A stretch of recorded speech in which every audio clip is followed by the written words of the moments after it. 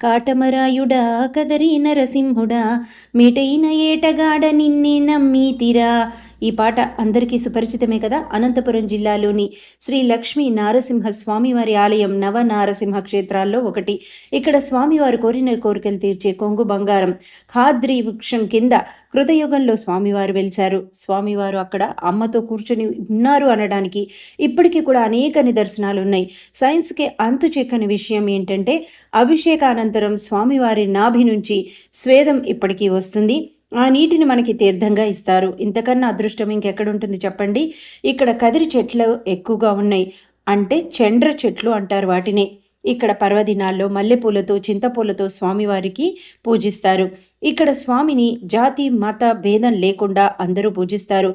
ఇక్కడ లక్ష్మీ నారసింహస్వామితో పాటు అనేక దేవీ దేవతలు ఉన్నారు. మీకు వీలుంటే ఈ క్షేత్రాన్ని దర్శించి తరించండి. జై నారసింహ.